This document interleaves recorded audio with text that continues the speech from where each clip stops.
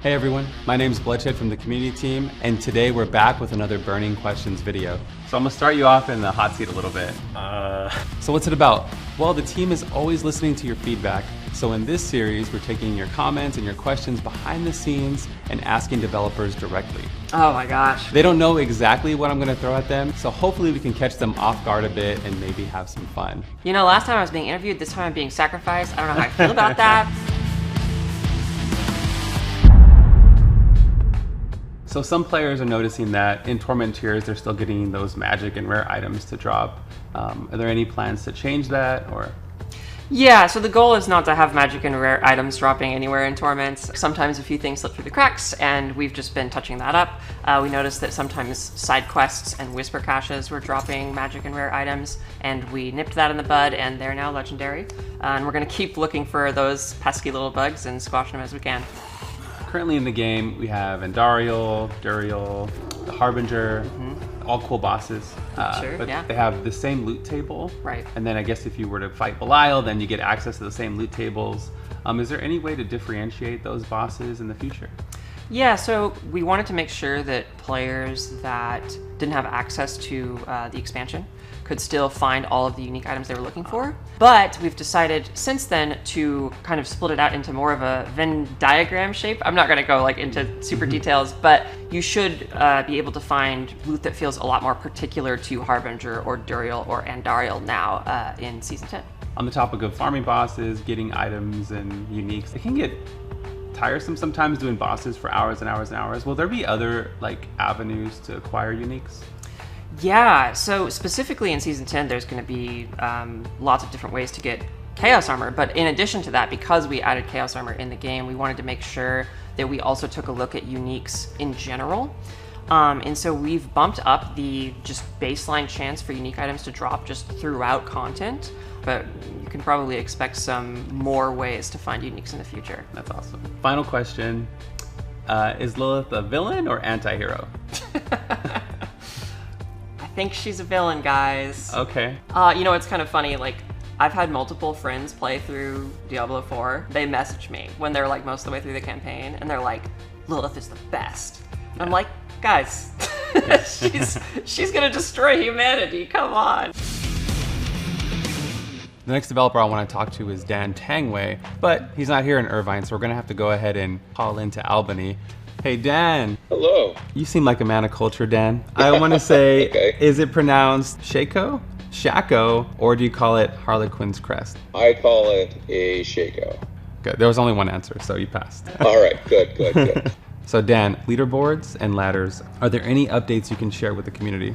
We've been doing a lot of thinking around this. We launched the Gauntlet and the Trials leaderboards way back in Season 3, but then turned them off around X1 because we wanted to give ourselves an opportunity to think about how to do this type of gameplay better. What players are really looking for are leaderboards that allow them to show mastery of their build and kind of whatever situation we can throw at them. And so we're really trying to build, the leaderboards and the mode around it, around that notion that, we're going to keep you on your toes. When blasting through layer bosses, loot can drop pretty fast. Are there any plans to add a loot filter or anything to help with that?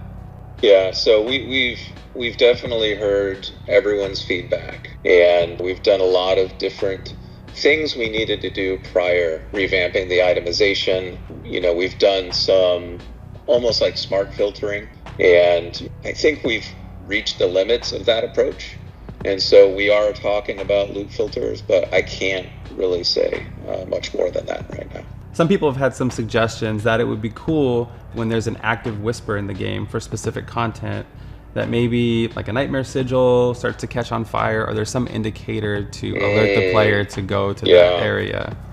Good news, we've got something in place for that, and it should be coming out in Season 10. So that's pretty cool. We have a few comments from players saying that sometimes seasonal content can feel disposable as it doesn't carry over to the Eternal Realm. Are there any plans to make seasonal mechanics like a permanent part of the core game?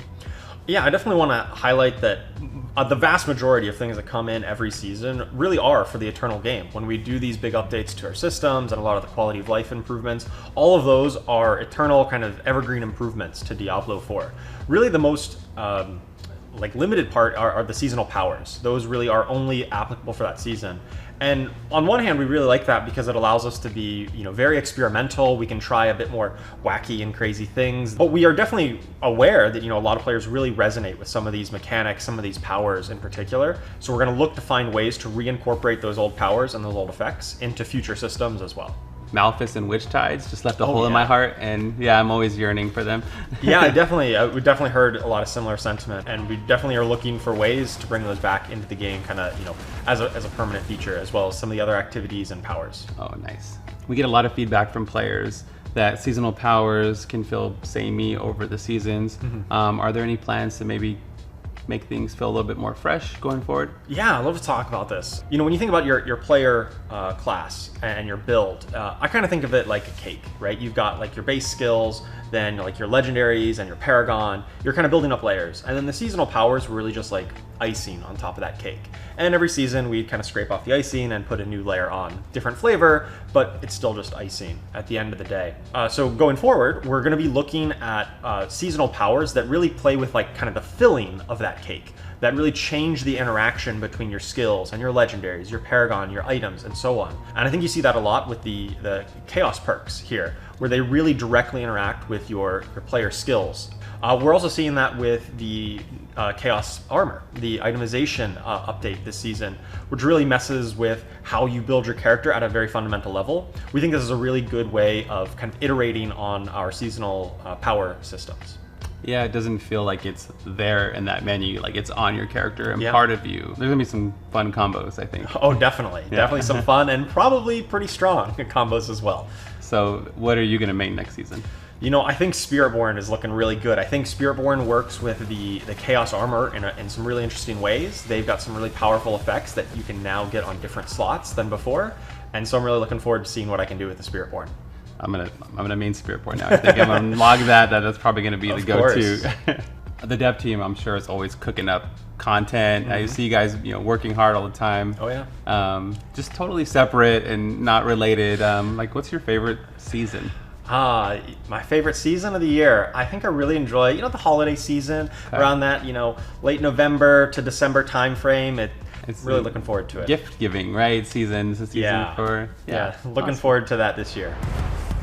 Well, that's a wrap for today. If you're hungry for more Diablo news, you won't have to wait too much longer, as this is shaping out to be one hell of a year. And honestly, big thank you to you, the community, for all your questions, comments, and yes, even your spirited discussions. We genuinely appreciate all of it, truly. Until next time, we'll see you in Sanctuary.